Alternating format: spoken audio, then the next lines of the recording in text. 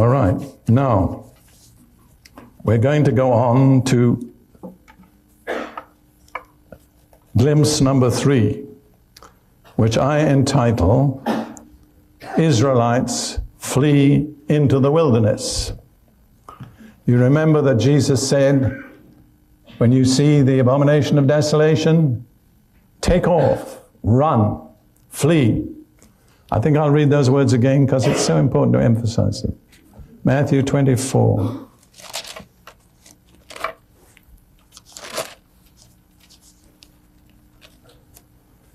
Therefore, when you see the abomination of desolation, etc., then let those who are in Judea flee to the mountains, etc. Now, it doesn't tell us which mountains. And you're entitled to form your own opinion. But Jesus commands to flee. Now, there is a historical precedent to that. Because in Luke 21, keep your finger in Matthew 24 if you've got enough fingers, and turn to Luke 21. Speaking about the destruction of Jerusalem that took place by the Roman armies in 70 AD. Jesus had been asked, what will be the sign of your coming and of the fulfillment of your prophecies concerning Jerusalem, its destruction? Now that is not answered in Matthew 24, but it is answered in Luke 21. And here's the answer, verses 20 and following. But when you see Jerusalem surrounded by armies, then know that its desolation is near. Then let those in Judea flee to the mountains. Let those who are in the midst of her depart, and let not those who are in the country enter her. For these are the days of vengeance, that all things which are written may be fulfilled. Whose vengeance?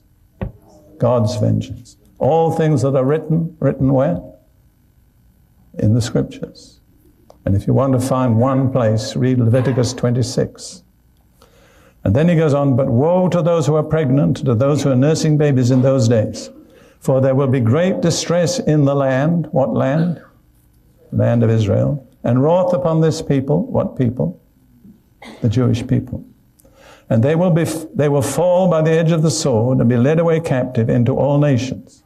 And Jerusalem will be trampled by Gentiles until the times of the Gentiles are fulfilled. Now, as I understand it, that was fulfilled in 70 AD. The Roman armies under Vespasian attacked Jerusalem, surrounded it, began to lay siege. Then Vespasian received news that he had been elected emperor. He had to go back to Rome to take the position. Temporarily, he raised the siege, and the armies of the Romans withdrew for a short period. Now, those Jews in Jerusalem who acknowledged Jesus as a prophet saw this as the warning sign. Get out while you can. And they left. That is basically the Messianic believers in Jerusalem. And history records that they went east of the Jordan to a place called Pella, and there were preserved. The rest of the Jews who didn't accept Jesus remained in Jerusalem.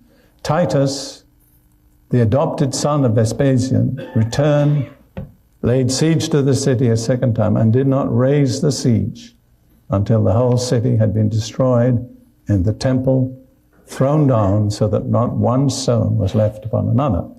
Now that, I believe, was at the beginning of the age, in 70 AD. What we're talking about in Matthew is at the end of the age. But the principle is the same in this, that those who know Jesus and acknowledge his authority will obey. Those who don't acknowledge his authority probably will not obey and will get caught in the trap. So Jesus says that those who are in Judea flee to the mountains. And he doesn't say which mountains. That's an interesting theme for speculation, but I'm not going to go into that. Now, I believe there's a parallel passage in Revelation chapter 12. Now, this is my belief. You don't I could be wrong. Revelation chapter 12 begins with a very vivid double sign in heaven. It says, a great sign appeared in heaven, a woman clothed with the sun, with the moon under her feet, and on her head a garland of 12 stars. Now that's a biblical picture of Israel. It goes back to the dream of Joseph when he saw Jacob and Leah as the moon and the sun that came to bow down to him, and his brothers as the stars. So it's directly related to that. Then, being with child, she cried out in labor and in pain to give birth.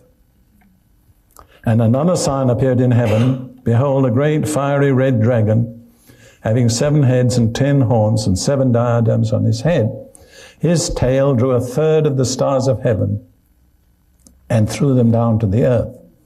And the dragon stood before the woman who was ready to give birth, to devour her child as soon as it was born. So here is a direct confrontation between Israel and the dragon, who is Satan.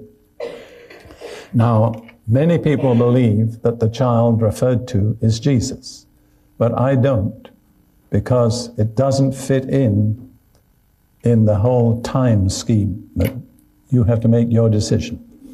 It says, she, that's Israel, bore a male child who was to rule all nations with a rod of iron.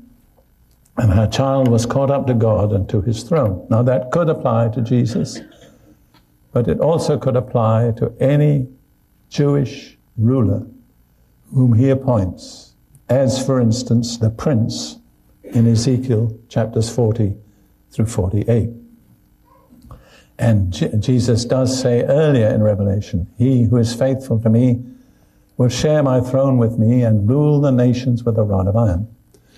Incidentally, in the millennium, which we're talking about, Jesus rules with a rod of iron.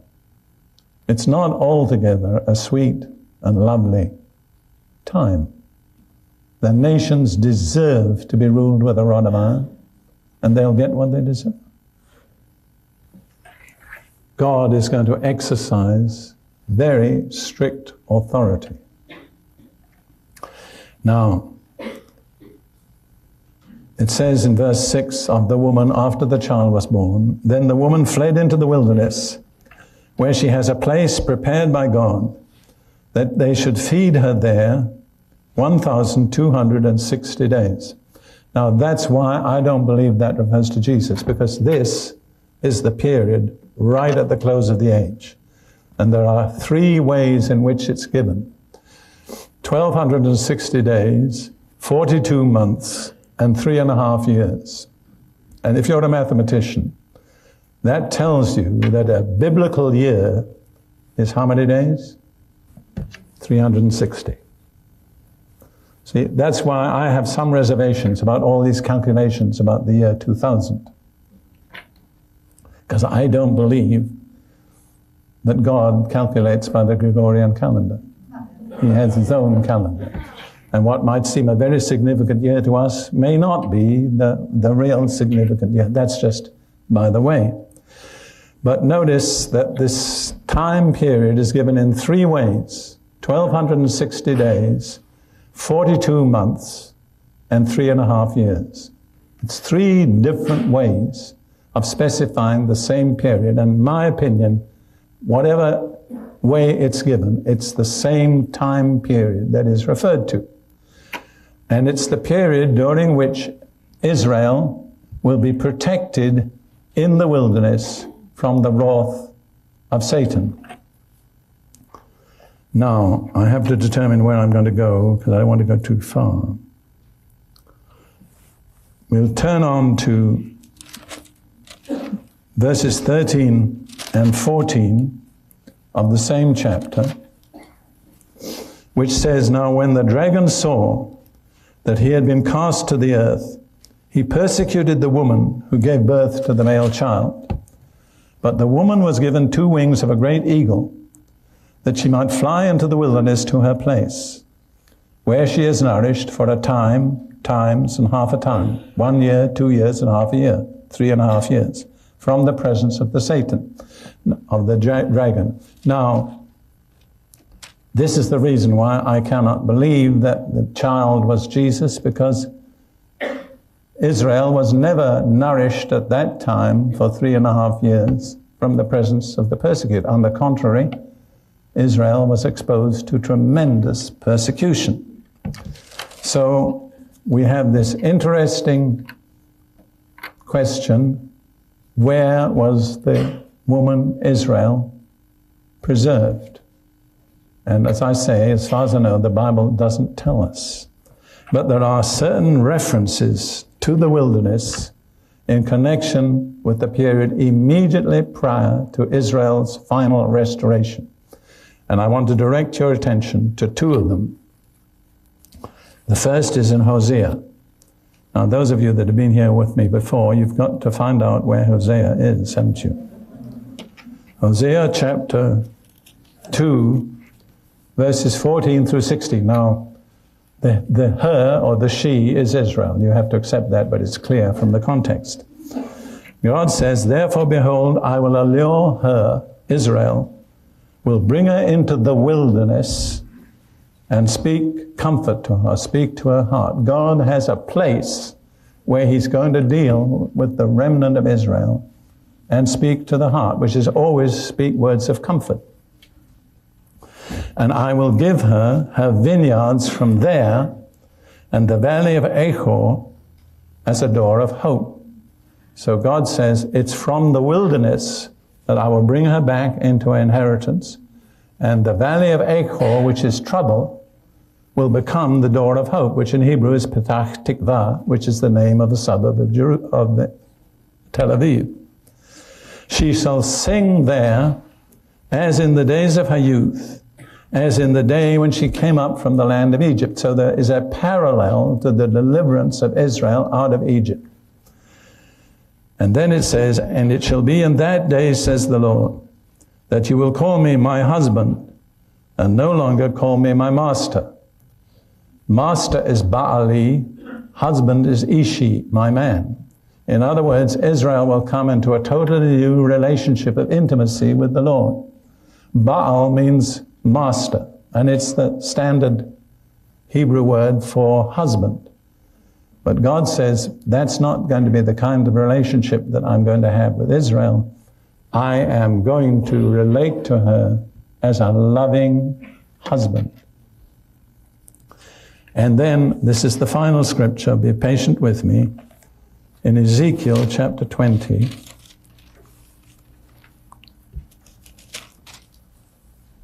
Verses 32 through 38. This all relates to God's dealings with Israel. Ezekiel chapter 20, beginning at verse 32.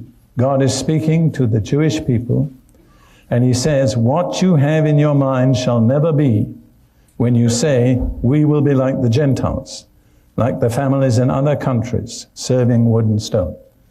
What is the aim of the Jewish people at that time? In one famous word: assimilation. It's exactly what Prime Minister Rabin said the first day of his prime ministership. We are a people like all other peoples.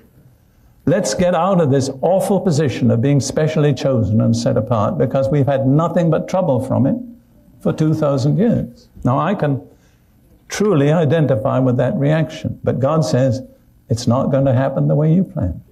It's not going to come that way. And apparently this passage indicates that that attitude provokes the anger of God. God says it won't be. And then God goes on in verse 33 and "As I live, says the Lord God, surely with a mighty hand, with an outstretched arm, and with fury poured out, I will rule over you. I will bring you out from the peoples and gather you out of the countries where you are scattered, with a mighty hand, with an outstretched arm, and with fury poured out. And I will bring you into the wilderness of the peoples." Again, what wilderness is that? "I will bring you into the wilderness of the peoples, and there I will plead my case with you face to face." I'm going to deal with you face to face in this particular appointed place. Just as I pleaded my case with your fathers in the wilderness of the land of Egypt, so I will plead my case with you, says the Lord God. And Ezekiel, like Hosea said, it's going to be closely parallel to the deliverance of Israel out of Egypt. And then God says, I will make you pass under the rod, and I will bring you into the bond of the covenant. Now you know the metaphor of passing under the rod is the way a shepherd counted his sheep back into the fold. And as each sheep came, he lowered the rod, checked that it was his sheep, and admitted it to the fold. So God says, that's how I'm going to deal with you Israelites. I'm going to check every one of you before I let you into the fold. And only those that truly belong to me will come in. And then he says, I will bring you into the bond of the covenant. I'll bring you back into a covenant relationship with me. And we will be related from then on in the bonds of a covenant with one another. And then he says something which I hesitate to explain. I will purge the rebels from among you, and those who transgress against me. I will bring them out of the country where they sojourn, but they shall not enter the land of Israel. Then you will know that I am the Lord. That's one of the repeated phrases of Ezekiel. Then you will know that I am the Lord. So, as I see it, there's a consistent picture. At a certain period, when the Antichrist has set himself to destroy all the Jews, a chosen remnant who obey Jesus will escape into a place which isn't revealed. I don't know what it is. I'll tell you, I have a sort of feeling that it could be the Negev. About 20 years ago, I took a journey with my first wife through the Negev with a Jewish believer. And as we traveled through there, I had such a sense that there's a destiny for this place that is not yet fulfilled. But that's purely a subjective reaction, that's all.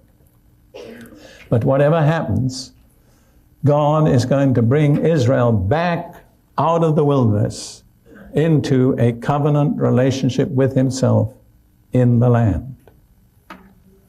So that's the third of these glimpses. I'll just recapitulate them, and we're left with 5 more for tomorrow morning. So, Hazak ve'ematz.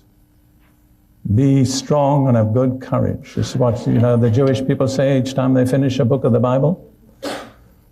So you're going to need to be strong and of good courage. I've got 5 more glimpses to give you. But let me just repeat the 3 that we've looked at. A period of unique tribulation, 144,000 young Jewish males sealed to become God's ambassadors, and Israel collectively fleeing into the wilderness, protected there for 3.5 years. God speaks to them, deals with them, and brings them out into their own land, giving them the valley of Achor, which is the valley of trouble, for the door of hope. Amen.